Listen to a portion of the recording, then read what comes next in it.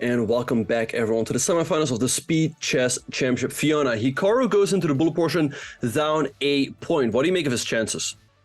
I think his chances are great. As I've mentioned before, I think Hikaru is the world's best bullet player, but MVL is not to be written off. MVL has shown some great chess tonight. He has the speed, but I think that Hikaru is a favorite. Has the hat come off for the bullet? Yep, the head has come off now. His brain has more, can breathe a little easier. Also, perhaps he can see the board a little better. And this is the Hikaru we're used to seeing, so I think this is probably a good adjustment. Yeah, I see chat was complaining, but anyway, enough about that. The players are off Hikaru's white in the first game, and we are back to Sicilian territory, but something new. Yeah, Hikaru, like we have seen these type of positions with colors reversed, but I like what Hikaru is doing. Queen e2, a little bit surprising to me. I think f3 is the usual move, but at least he's already gaining an early lead on the clock. Absolutely, MVL taking his sweet time here in the opening. It's a dangerous strategy in bullet to spend so much time early on, but what do you make of his position? Yeah, black's pretty solid. White's got this nice knight on d5, bishop e5, an interesting move by Hikaru. MVL can take, but that leaves the bishop on e7 hanging. But guys, the bullet is all about energy, so send it in. Keep sending in that energy to Hikaru, because he will soak it in and he will secure the dub, so keep sending in that energy, guys. Yeah, those knights are looking pretty threatening right now. We love a knight on f5. That knight jumps back, but probably to make way for the other knight to jump back into the center. Things are heating up here. Both players using their f-pawns to open things up. Yeah, so perhaps it was a bit of a mistake to go knight f5. MVL could just play knight e8 and follow that up with. But now Hikaru takes and goes f5, and this looks great all of a sudden. f5, knight g4. I think Hikaru is going to take the first game. Absolutely, this looks fantastic. f6 is such a weakness. How do you even defend queen? But now the pawn is going, well, maybe it's not going to drop just yet, but it's going to be such a weakness. But knight bishop c4 is a nice find, hitting the rook on f1 to allow the other rook to come to f8 to defend the pawn. But bishop h6, and black is so tied down. Where does that poor bishop go? It goes to d3 to hit the pawn on e4, c4, but maybe at the right moment Hikaru can go knight e3 to d5. It goes bishop c1 instead. Hikaru's got a great position here, still has to finish it off, but yeah, great start so far for Hikaru. Absolutely, it feels like b5 is very slow, but MVL trying to consolidate. But what happened here? Yeah, MVL sacked the pawn, but queen c5 was not available as it would hang the pawn on f6. Knight takes c5, a great find by Hikaru, and I think this is going to be the first game for him. Absolutely, and MVL trying to step out of the knight g6 check, but more material is going to drop, and I think this will be over very soon. Look at all the white pieces. The black king is in a world of pain. MVL resigns, and we have a tied match. Let's go, 27 minutes to go. Let's go. Yeah, great game there by Hikaru. He was just checkmating MVL at the end, and now he's switching back to the modern defense. I like this one much better. MVL grabbing more space here with d5, but we saw how Hikaru outplayed him in a similar position earlier. Yeah, this one, so white has more space, but Hikaru is banking at some point, I guess, to do something on the king side. His piece arrangement is very funny with the knight on g8 and on h7. Computer doesn't like it, but we've seen Hikaru play these kind of positions so many times. But how are we going to get the knight from h7 out? I don't know. It looks extremely passive for black. He goes bishop e5, trading off the bishops, but even after the trade of bishops, white still has a pretty strong attack. He's got a lot of space, and Hikaru is playing on the last three ranks. It's looking... I don't like it at all, to be honest. He plays f6...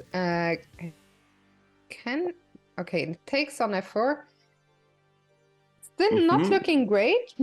I mean, look at that concentration of pieces on the king side. Also not easy though. White, surely MVL understands he's better, but what should his plan be? It's difficult to break through, and I guess slowly but surely Hikaru will try to crawl a lot. Oh, there goes a pawn. He didn't take it though. Not for king h7. Hikaru is super resilient in these type of positions, so a5 is a nice find though by MVL, creating some weaknesses on the queen side. Yeah, creating a second weakness there, as you're saying. But Hikaru grabbing a pawn in the center. What's wrong Okay, here? 96 takes. Wait, all of a sudden I think Hikaru's just better. He's just one a pawn here. MVL had the right idea but played it in the wrong order. Now Hikaru's up a pawn, and 92 would have been crushing, but f5, all of his pieces now come to life. What a turnaround. As you said, Hikaru is just so good in these spots. Sometimes it almost feels like he's better when he's worried. Right. He's just so good in these spots. And look at these pawns one. How are you going to stop them if you're right? I think Hikaru is about to take the lead in the match again. Yeah, 97, nice move. He wants to go knight f5. The nice thing also about these pawns is that it restricts the white knight from jumping up. He takes a pawn on b3, knight c6. Maybe you check now on queen e5. This looks like it's going to be another win for Hikaru. Yeah, consolidating everything very nicely. The d-pawn only 2 squares away from queening. MVL is fighting, but it just cannot be enough. The only question is for Hikaru, how do you do it? Okay, the queen's off. Yeah, and the pawns are going to be set in motion really soon. Knight b4. This one looks like it's about to be over. Rook e3, and Hikaru wins yet another game and takes the lead in the match. Let's go, everyone! Let's go, indeed. It's been a while since we had the lead, so this is looking very good. MVL will have to regroup. Hikaru now with the white pieces. And again, going for something quite offbeat. Yeah, I think it's looking pretty good for MVL. So for the knight on e2 really looks off to me. I think could have also gone d5. Hikaru moving his knight over to g3, king h7. Hikaru, MVL looks like he's ready to play a5. I feel like black has the edge here, but we know that Hikaru can turn any position around. Absolutely. Now the bishop comes out to pin the knight on f3, so there is some pressure there. I think he just hung a pawn. Yeah. Yeah. Queen d2. Queen d2, okay.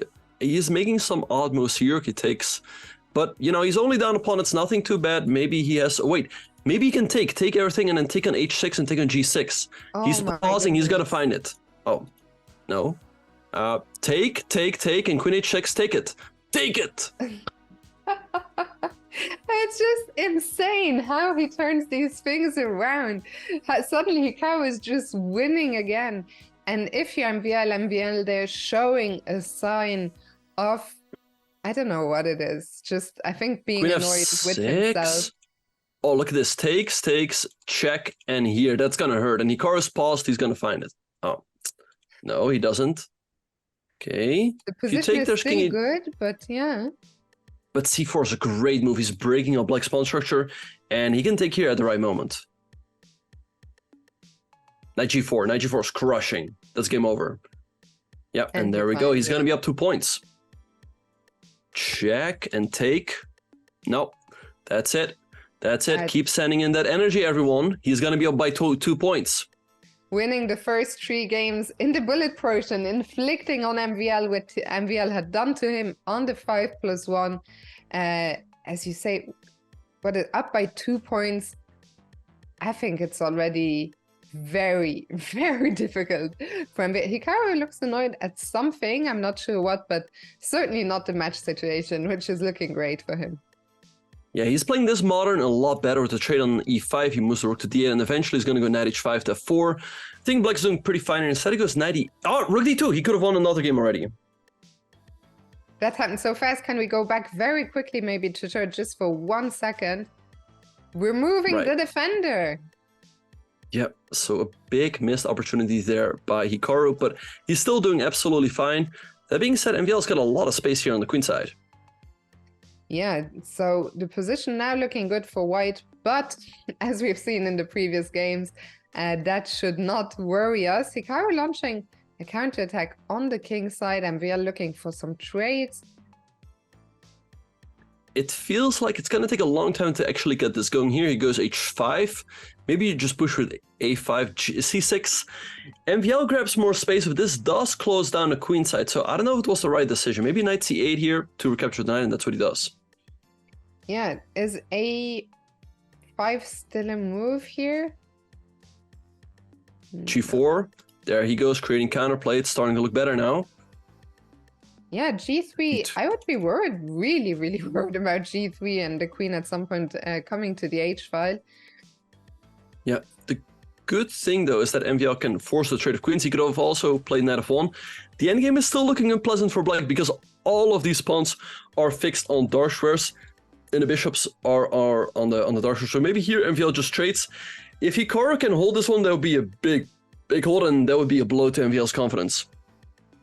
How do you make progress, though? What's the idea for white? At some point, I guess white is going to have to break with a5, or what do you actually do?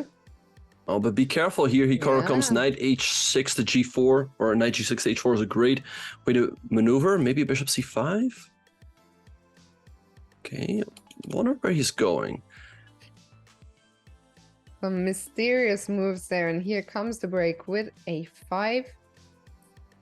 But I think it was a mistake from MVL to trade those pawns off. Like, the a-pawn could have potentially been a weakness if his knight somehow gets around. Now, with less pawns on the board, this one should be a draw. I wonder if Hikaru can somehow make some magic happen here. I don't think so. King 2, by the way, is forced. Otherwise, it would hang this.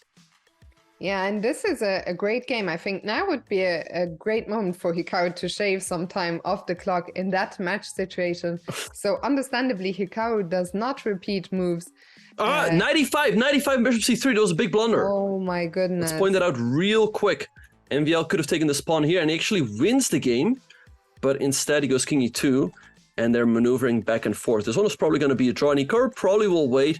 I think like you said, Hikaru too. saw it because he's shaking his head.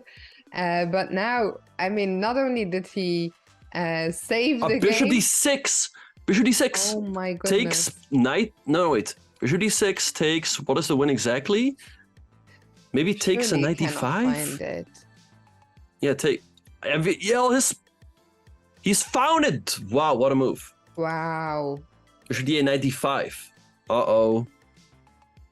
It's not over yet. I mean, bishop d6, what a move by MVL. I don't know, is the position lost yet? No, Hikaru found the only move to hang on. Wow. This can still go his way. The b pawn is weak. The knight swings over to d4. I think Hikaru can still easily win this game. King c7. Or there. King up. Okay, yeah, this one's just going to be a draw. Although, still a little bit better for black. King up, maybe. I mean, also, if you're Hikaru, you're so happy here. You shaved so much time off that bullet clock, which I think must be in his favor here. And this is going to be 100+ move game, I think. Yeah, no, he's going to get a lot of time off the clock here. I think the game is still going to be a draw, but I think white is still the one who has to be a little bit more careful. Black's king now moves up the board, and at the right moment, maybe you jump in with the knight. That being said, it looks difficult to make any progress here. King up. Knight here, yeah. Knight c4. Wait. 93? 93! I think he's going to... Wait, move the king. And it took swung. Oh, just move the king around? Maybe just walk the king back? Closer, yeah? King d4, king d4, defend the pawn. How do you win this? So knight h4, do we just walk back? No, that was not the way, but still tricky for MVL. King d4. Yeah, king e5, still game on, knight g7, only move, he finds it. Or moving his knight around. I mean, still a tricky defense for now it's just a draw. Take. Oh, and he's gonna take on g3. But Hikaru gets more time off the clock. Unbelievable. This is probably one of the longest bullet matches ever in the SCC. It's still not over. But now white has a perpetual here. Yeah. But how long did this game take? This game took like 5 minutes. Maybe not quite 5, but almost. It's a good question. And finally, it ends in a draw after 119 moves. What a game, Fiona. First, MVL missed some wins, and Hikaru missed a win, but eventually it ends in a draw. I think overall, Hikaru can be very happy. He keeps a 2-point lead and gets... you called it 5 minutes or so off the clock? Yeah, unbelievable. Like, I don't know if it was actually 5, but it was a lot. That was such a stunning move by MVL, I have to say, to find its bishop d6, but equally stunning how Hikaru defended that. Okay, so let's see, knight d5. Right. What's going on here? I like this opening a lot better for Hikaru, and actually I'm a little bit surprised that MVL switched it up. I think he was doing very well in the Sicilians, and now Hikaru's got a very nice position against Hikaru. Maybe just bishop g5, there's pins all over the place, and white certainly has the initiative. Maybe d5 or g4, there's a lot of g4 by the way, bishop g6, take the d5, Hikaru breaking open the center. This also looks fantastic. All the black pieces are tied down. The queen on d8 looks so unhappy facing the rook on d1. The question is, how do you do it? Feels like there must be something. The bar is telling us there's something. What about takes? You take, if you take the queen, there's knight g6. If you take the knight, you hang the queen, and there we go. Bishop takes d5, double exclam. Let's go. A move. And Hikaru is going to win this one as well. If he does, he takes a 3-point lead. There's the head bob. He knows this one is in the bag. Maybe MVL should just resign. Perhaps he should. Yeah, he's going to be down 3 points with 40 minutes on the clock. Maybe he can still save this one, h4. I mean, Hikaru is playing great chess right now. Really, really impressive stuff by Hikaru. It's such a tough spot for MVL because you kind of want to play on, but you know you're lost. You have to keep an eye on the clock. 14 minutes to go. The problem is, if this game goes on too long and you lose, you're going to have very little time to try and make up for what is already such a tough deficit to make up. Exactly. Hikaru rook d5. Maybe. Okay, the question still is, how is he going to break through? But like you said, it would be tough for MVL if he loses this game after another 2 or 3 minutes. So perhaps he should consider resigning. But it's always difficult to do. I think he should play on for a little bit. Black is getting some more stability. And perhaps when it is... Wait, maybe he just has a fortress here. Yeah, this looks very tough to break through.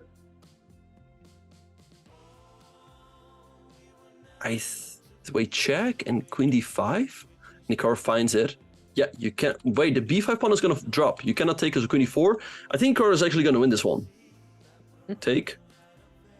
Bishop b3. But now f5. Now you break open the king side. Or check first. And f5. I don't think you can hold this. Especially with the time.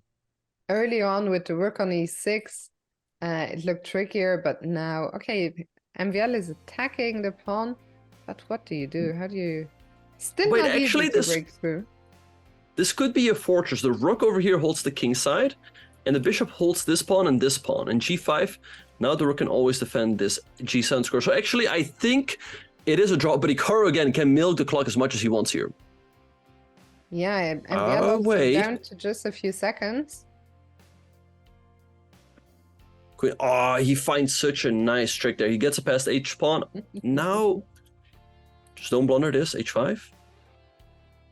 This one, I think it's a draw, but it's unpleasant.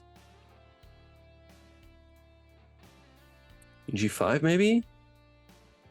I think it's a fortress, but I'm not sure. Very tough to assess, but Hikaru is happy either way. I think even if he doesn't win, he's once again shaving off so much time. This game is gonna be so long. If you MVL and you lose this one, I think it's over. Morally, there is no recovering from that. Yep. So let's see. Hikaru moves the king up. I don't see what you do, though. Queen h3, rook h6. Is there a trick? If there is one, he will find it. Just make sure... Okay, he gets the h-pawn up, but I don't think it does anything. Yeah, now MVL just takes... Okay, now he's lost the h-pawn, so he's like, okay, let's make another 50 moves. Hikaru very happy with another long game, even if he doesn't win it. I mean, after this, there will only be 10 minutes left. Another... Yeah, 10... I mean, it's so rare to see a 100-move game in Bullet, but to see 2 of them within what? Within 3 moves is incredible. Within 3 games. Exactly, yeah. Now, the match is far from over yet. Hikaru is up 2 games, but 2 games is still surmountable for MVL. Like I said, with 10 minutes on the clock, you can win a bullet game in a couple of minutes, and then you still have plenty of time to start another one. I think it's good, though, for Hikaru to get that time off the clock, but it's still far from over. The players have built up so much time. It's actually incredible. When was the problem for Hikaru is he would love to. Wait, let me do the math. Yeah. When was the last time? Yeah, so I think he just took his time to look that up. Let me actually go back. So the pawn was taken on move. Okay, on move 87. So in move 137, the game will end in a draw, and right now we are at move 131. So 6 more moves. The problem is if you're Hikaru, you can't do anything, I think, to drag the game out further. There is no more taking, there is no more pawn pushes, so 1 more move and this will be over. And now it's move 136, so he's gonna take his time, let his clock tick down all the way, and then probably you'll play like Queen G3. Yeah. Perfect match strategy by Hikaru. 137 game move game. Unbelievable stuff. Let's not write MVL off just yet. 10 minutes to go, but he has a 2-point deficit and he hasn't won a game yet in the bullet portion, or has he? No, Hikaru's been crushing it in the bullet. I like what he's doing so far. He's playing a modern. He's played h5 to lock up the king side, and both sides actually going for kingside castle. A little bit surprised what MVL's done here. Here Hikaru trace plays a5, fixing the weakness, and plays knight b6 to attack it. I really like how he's handling this modern so far. Absolutely. I think also if you're MVL, even if he didn't lose, he did actually, I'm very impressed with how he defended that last game. The problem is, yes, you saved half a point, but you lost so much time off the clock. And now, what is knight c3? He sacks the exchange, but I don't think it's correct. MVL has to go for broke here, and so he does it f4, f5. This game is not over yet. Let's remind everybody, if MVL wins this game, there's still a chance, but I think you've said it before. If Hikaru wins this game, the match is over. For sure. And okay, how can MVL, how is he going? Is he going to go e6, g6? Bishop takes d4, and you win the rook, but Hikaru just jumps back. This one, it looks over. I mean, if you take, you recapture the rook, everything is hanging, black's up, a clean exchange. If Hikaru wins this game, Fiona, I think it's just over. Rook takes. Yeah, and I mean, the bishop is under attack. The problem is white has no more attack. Black is the one with the material and the attack. MVL resigns. It's now a 3-point lead for Hikaru, 8 minutes to go. I think it's very close to being game over. If MVL doesn't win this one, it is over. Yeah, so MVL pushing his h-pawn up the board. Doesn't go all the way to h3, so now Hikaru stops him. And yeah, he opens up his bishop. Okay, we have a pretty even opening so far, but it's looking great right now for Hikaru. He's up 3 points, 7.5 minutes on the clock. MVL still has a chance, but he's gonna have to win games in 3 minutes or so, and then start the game with a little bit of time left. But Hikaru's crushing it again. Yeah, I think if you're MVL at this point, you're just like, what can I even do? I mean, MVL had so many great positions. I think MVL just lost too many winning positions in this match, and that's what Hikaru does, it just bamboozles you. He's so tricky in the spots. I don't think MVL played badly. This bullet portion is one-way traffic so far, and I think this match is going to end up, I think Hikaru is going to win by a big score in the end. Which is probably not going to reflect, how close the match was up until the bullet. Oh, Yang's made it. What Hikaru could have done, by the way, which would have been kind of dirty, is wait till the last second to play Queen E8. But Fiona now with a 4-point lead. He got so carried away seeing the mate that he probably just didn't think about it. That is now a 4-point lead, and with 6 minutes left on the clock, I think maybe it's not officially over, but I think it's unofficially over. Yeah, it's practically over for sure. I mean, MVL is going to have to win games in 2 minutes each and start the last game with a couple seconds left. Now, Hikaru's been it's been impressive. It's been a very tough match. MVL certainly he was at least on par, perhaps the better player in the 5+1 and 3+1 portions, but Hikaru's been crushing it in the bullet. Yeah, I want to say no surprise there. He's just such a beast. And I think for MVL at some point, I think that last loss in the 3+1 was very tough, probably for him. And then those long games, and I mean, Hikaru is just in the bullet portion been a beast, and he is getting very close now to officially setting up a final against Magnus Carlsen, which might sound familiar. That's gonna be absolute fire. Yeah, that'll be on Friday. We'll talk more about that later. But yeah, right now it's looking great. 5 minutes and 20 seconds on the clock. He's doing absolutely fine in this game as well. But yeah, right now these games are all for the statistics. It's not really gonna impact the match situation. Hikaru is gonna win. He's got a commanding lead. But it's impressive. It's impressive how much stronger he became in the bullet. Once the cap came off.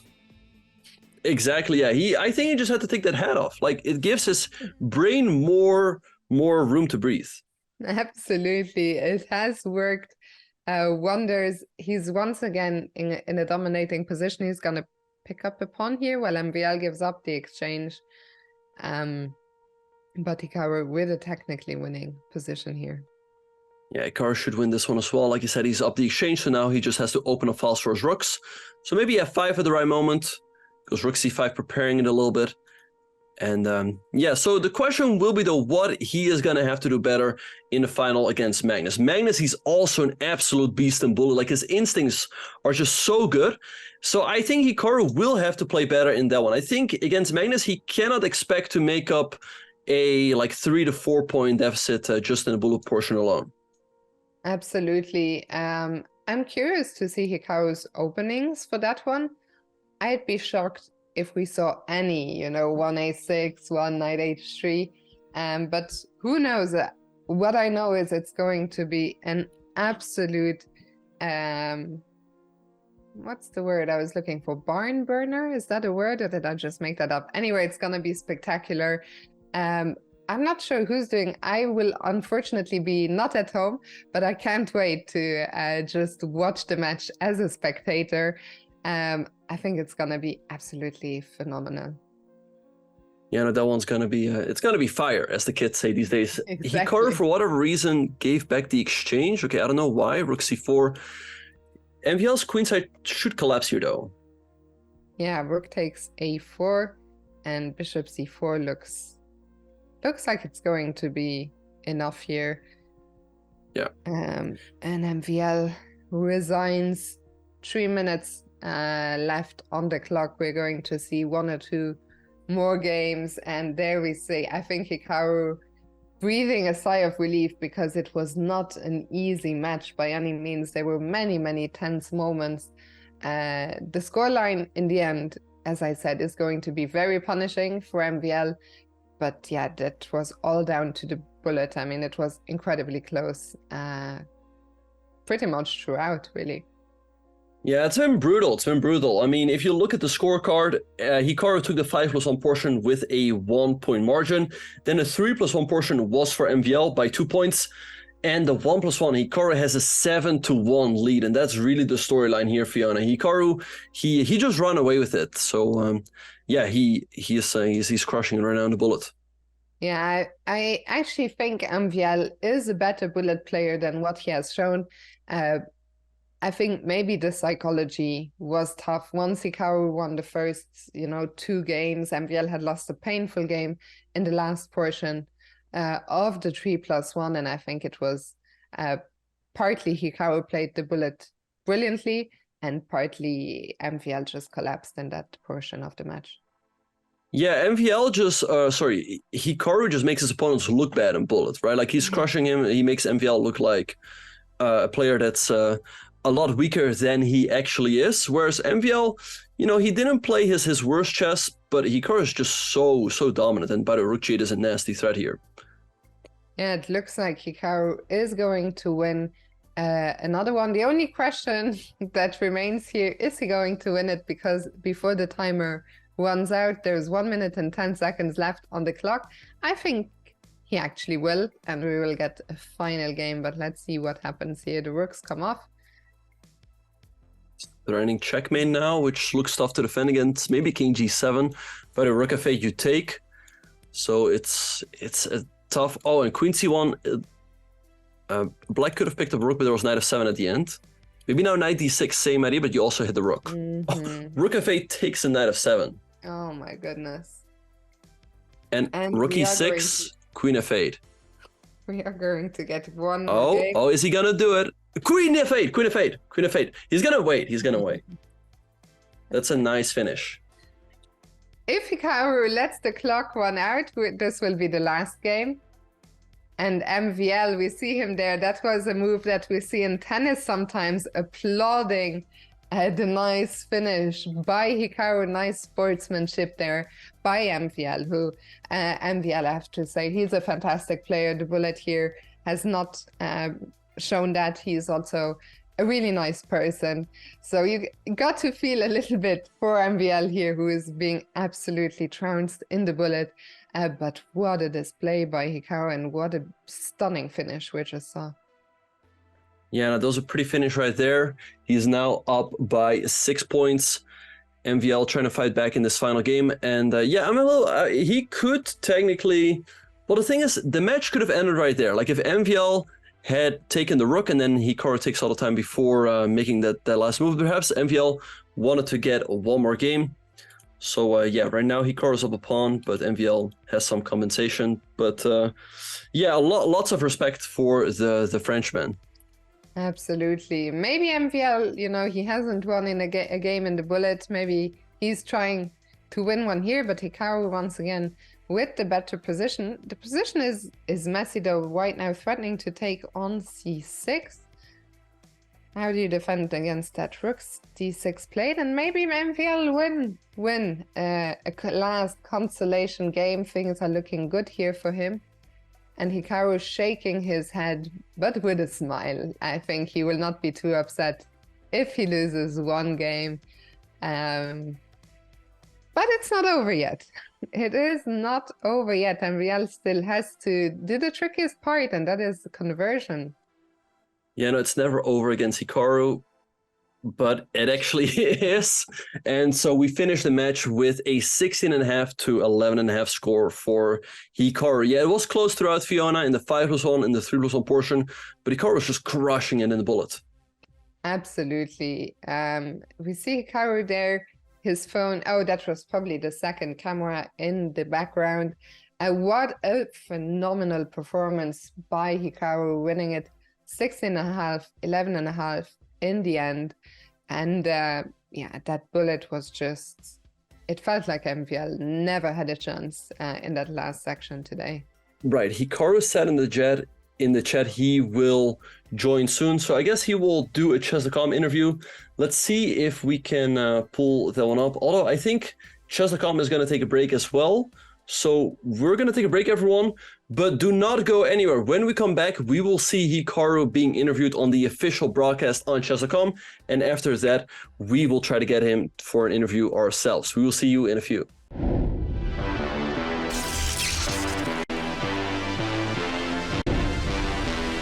Welcome back to the Speed Chess Championship presented by Coinbase. The second semifinal is in the books, and we are all set up for a rematch of last year's final between Magnus Carlsen and Grandmaster Hikaru Nakamura, who joins us in the studio. Hikaru, thank you for joining. Congratulations on the win. First question, coming into the match, were you targeting the bullet as the segment of the match where you thought that you can make the biggest gains?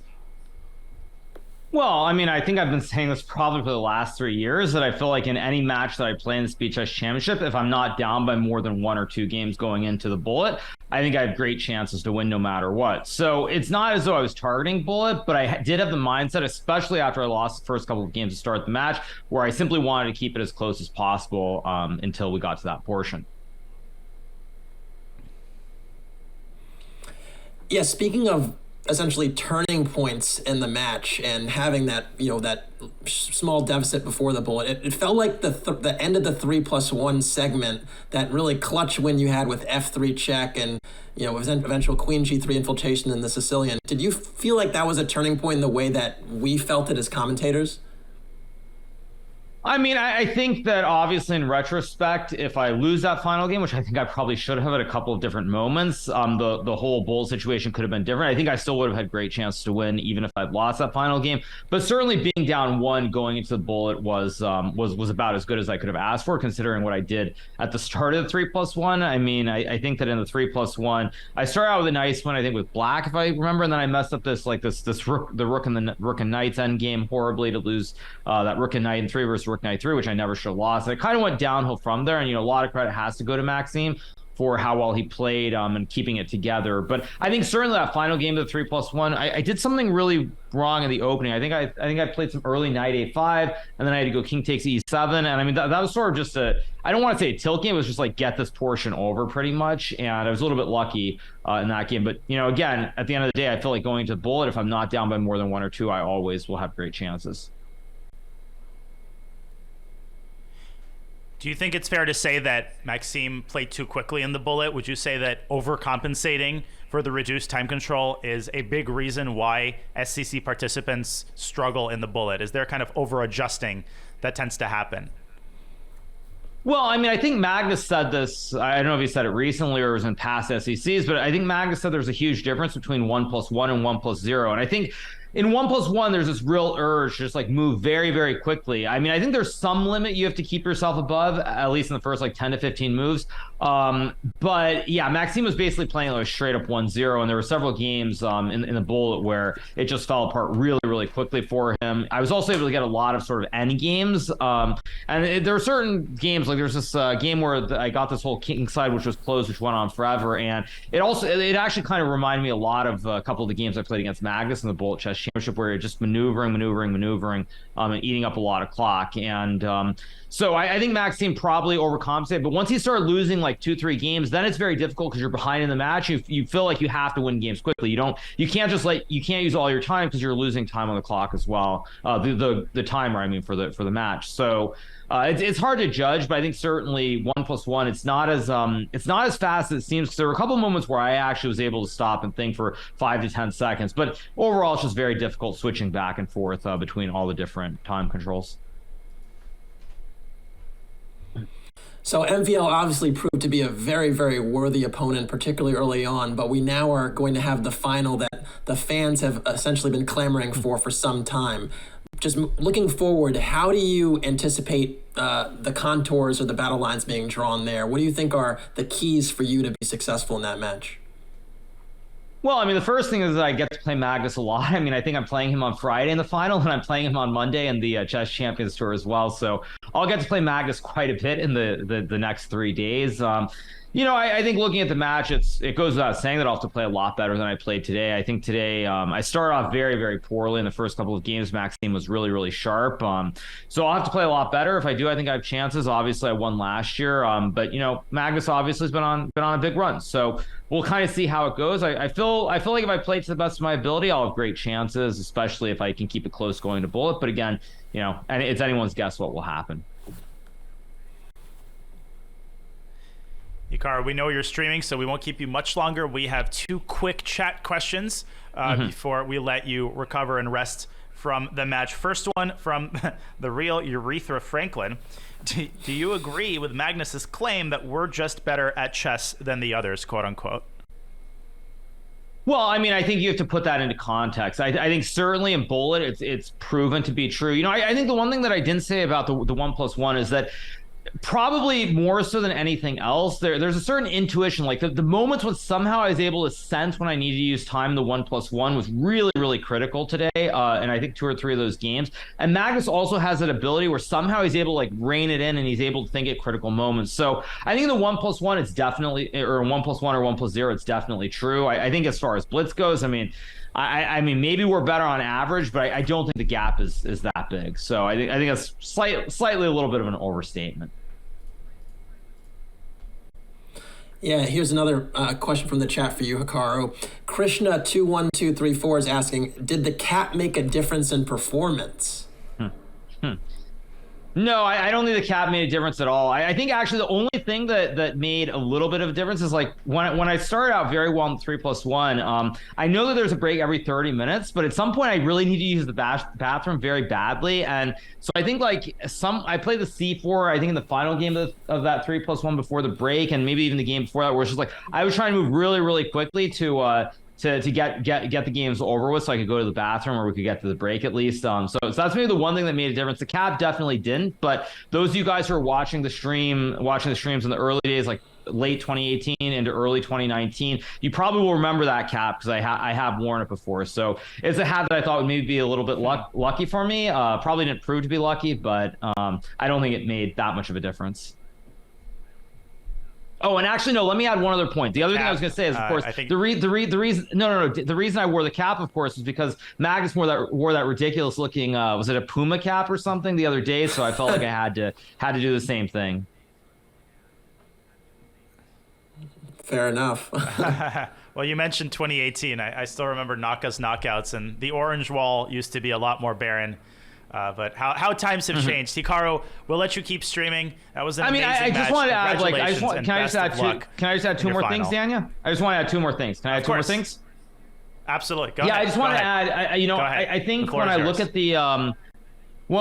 these matches, all the matches against Magnus, of course, have been great, but I would say this match is right up there with the match against Dingler, and of course the epic battle I had. But there was also a match against Sergei Karyakin where I think I was down one game in the bullet, maybe midway through the bullet portion. It was also a really tight match. I don't even remember what year that was. But this match today was really a lot of fun. And then also the other thing I was going to say is, there's a very famous Steve Jobs quote, which is you can basically connect the dots looking backward, but you can't connect them looking forwards. And I was thinking it's kind of ironic that the 2017 Speed Chess Championship Finals held, I believe, in January of 2018. That actually, when I played Magnus in that match, I did play that basically in front of a live crowd of I think maybe like 100 people in South Africa, and it's kind of ironic in a way that was sort of prelude to what everything would go on to become. So it's just thinking about all the matches against Magnus and thinking about how I actually played on a computer in front of people. It's been an amazing ride. So it's just been a lot of fun playing the SEC, and looking forward to the next match against Magnus on Friday.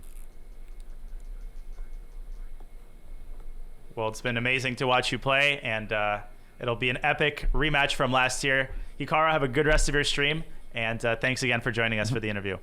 And welcome back, everyone, to the Speed Chess Championship. Hikaru, congratulations on winning your match in the semifinals. What are your overall thoughts about this match? Yeah, this was a very strange match in some ways. I think obviously the start, Maxime was red hot, very sharp. I definitely was not focused whatsoever. I think that really the first critical moment was when I was down 3-0 and I played this Sicilian line on the Rossalimo, and the game ended in a draw. I got what I thought was a big attack on the king side. I sacked a couple of rooks and everything else. But I would say that was the first moment where I thought like I could have won that game. I also very easily could have lost that game. I think if I had gone down 4-0, it would have been quite difficult to come back. So I would have been in a very bad mood. But I think saving that draw and then winning the next game was really steadied the ship at the very beginning of the 5+1. And then I was able to actually rally off a couple more wins and, in fact, have a 5-4 lead. The second critical moment, I think, was when I took the 2-game lead at the start of the 3+1.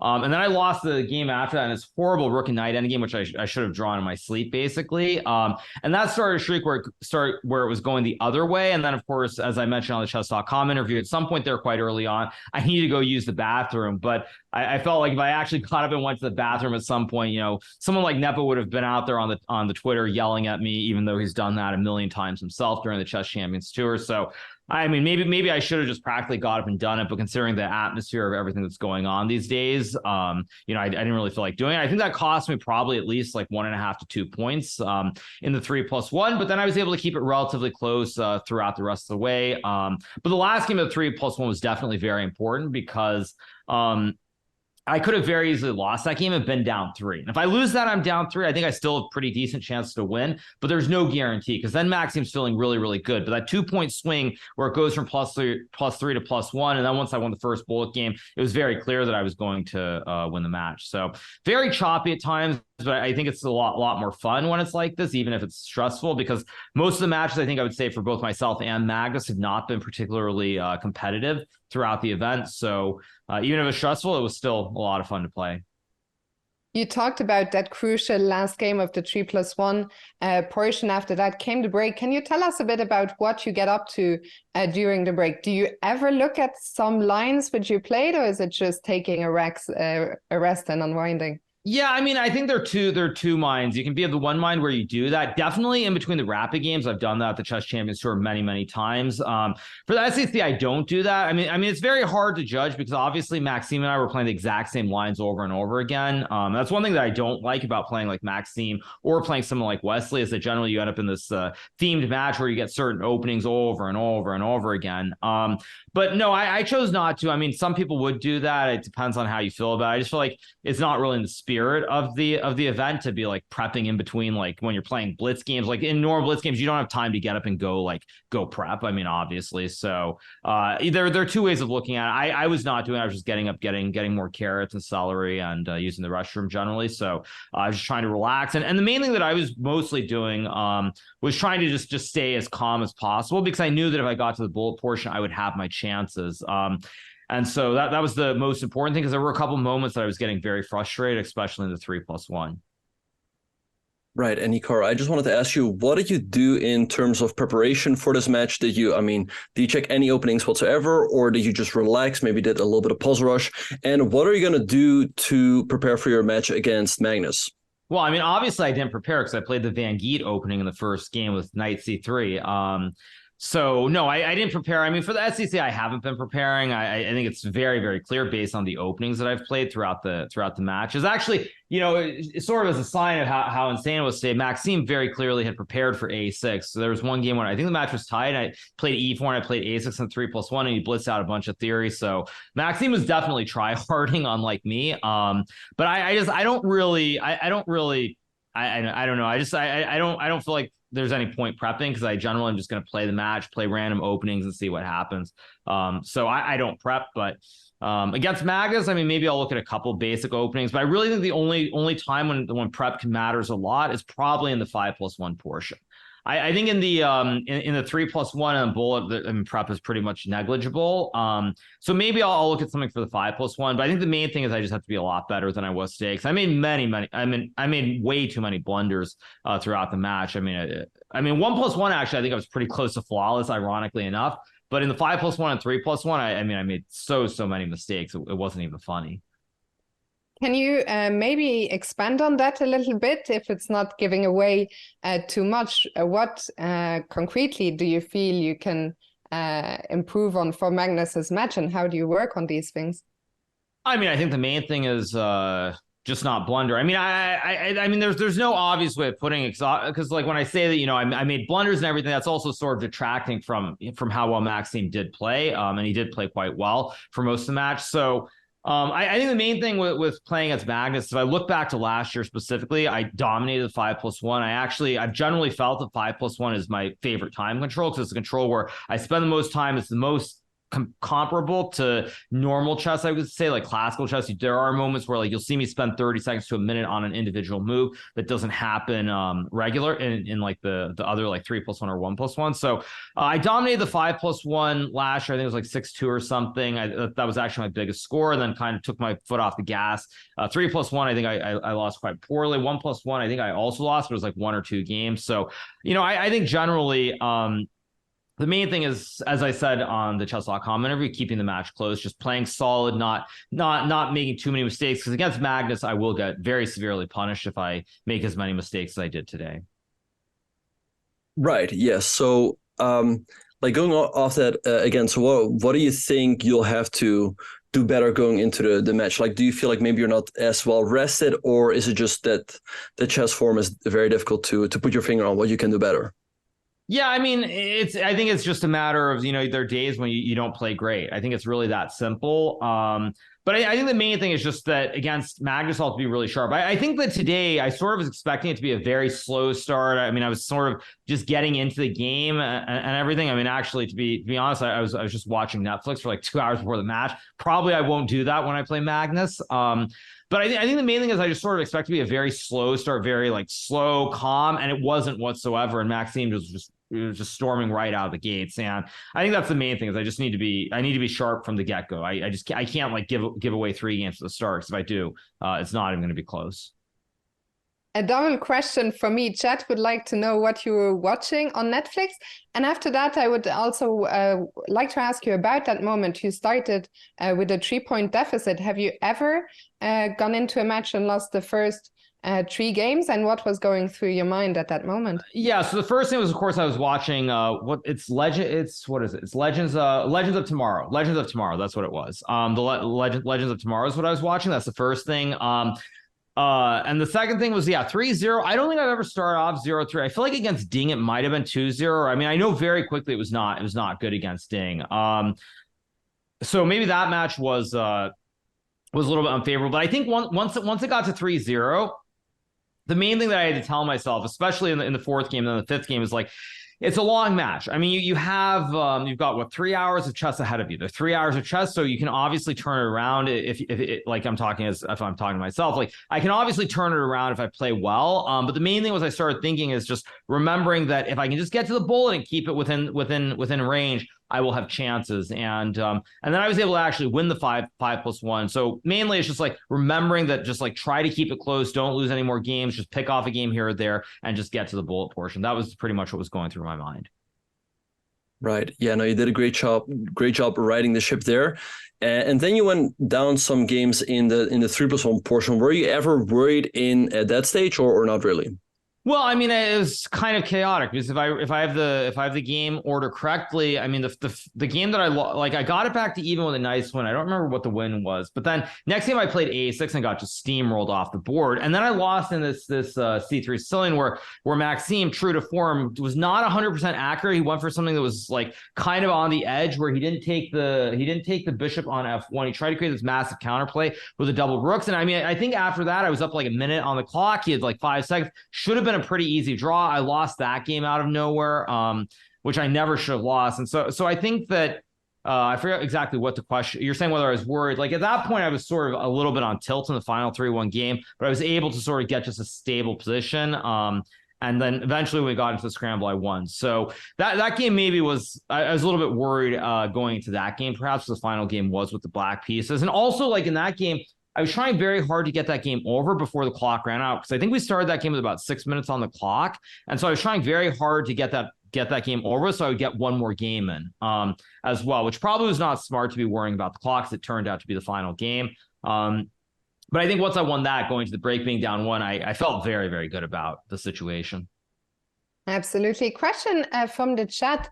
Was it harder to get in the groove without music? And I think one of the things, I don't know if you have talked about this before, but today you weren't wearing headphones. I don't know if this has been addressed, if there was a change in the regulations, or what happened. So first things first, I actually think I do play better with music. I think the reason for that is because it's actually a lot easier to stay out of your head, basically. And what I mean by that is that when you have music or when your focus is elsewhere, generally your thoughts, like I'm focusing on the game, but there are no other thoughts because you're just vibing to the music and going with the flow. And I think when you don't have that, it's much easier to start like talking to yourself, second guessing yourself, and it's much more than just playing the game. You have all these external thoughts that don't get blocked out by the music. So I think certainly I do play better with music.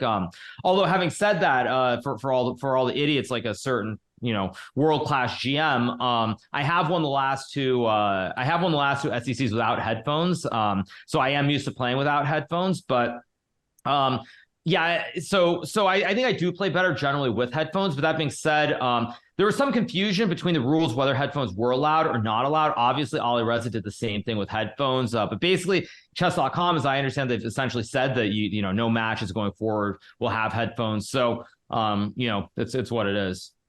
Do you listen to music over speakers or just no music at all?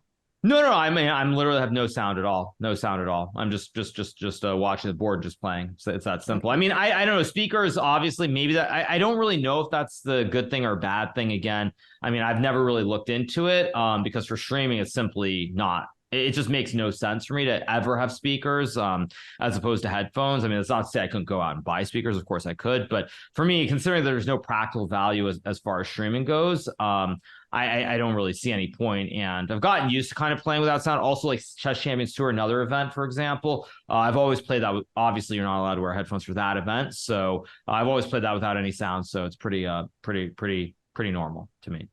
Right, and Hikaru, I just have one more question. You said you felt like you play much better in the 1+1 portion as opposed to the 5+1 and 3+1.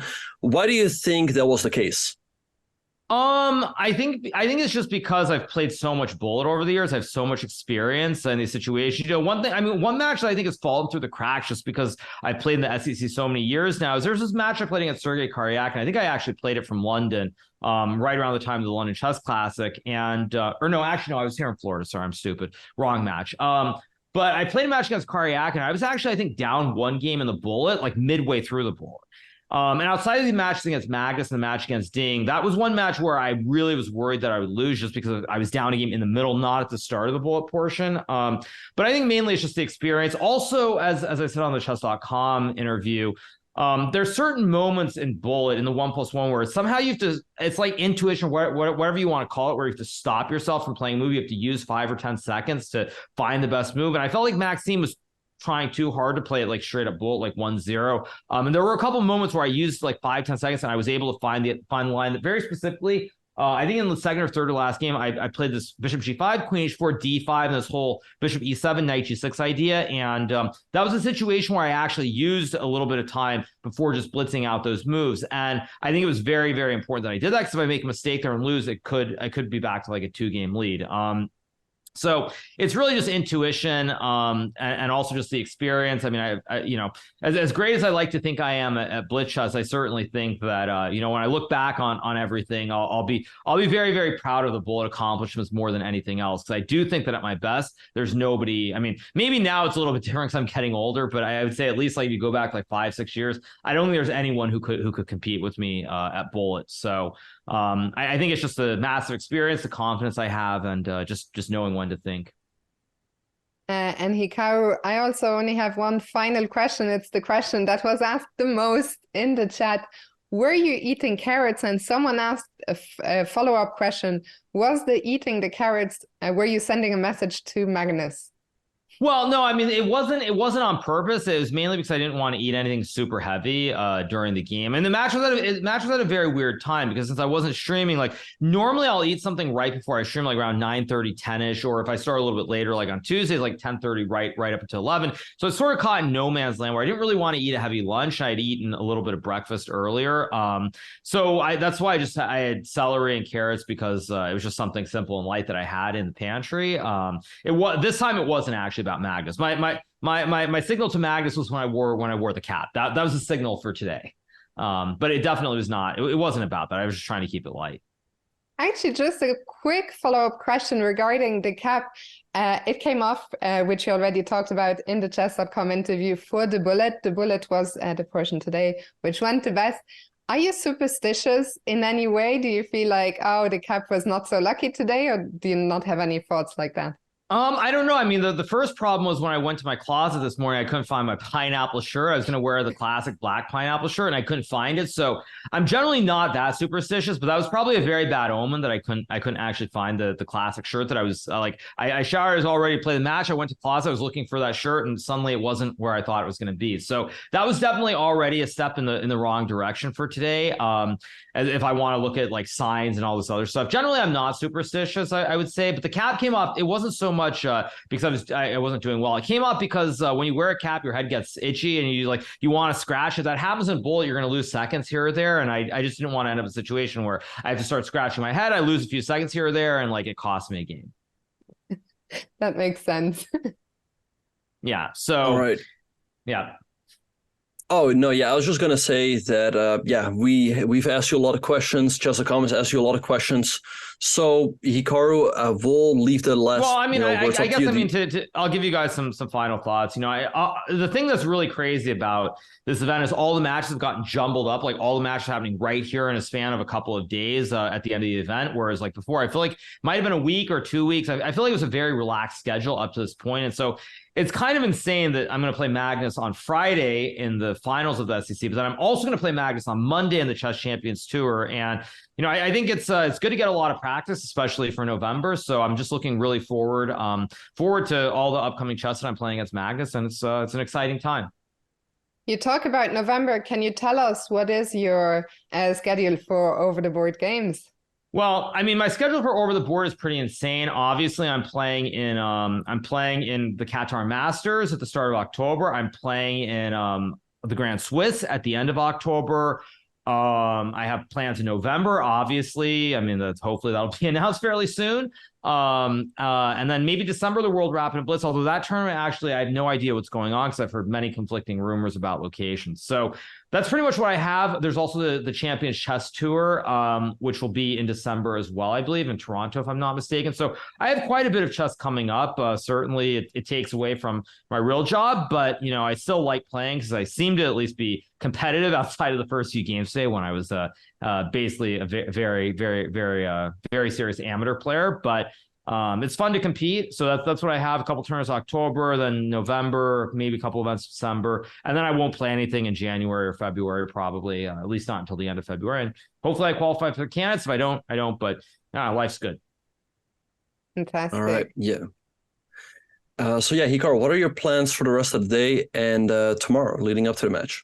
Yeah, so I'm gonna be. I guess I have to go pick up Danny Wrench from the airport. Or actually, no, he'll probably catch an Uber from the airport. But he's coming into town, so I'm gonna go have dinner with Danny a little bit later on. So that's my plan for the rest of today, at least. I don't know what I'll do tomorrow necessarily. We'll see. I'm definitely not streaming. So Friday, of course, we'll be back with coverage of the final, and I'll just relax as much as I can.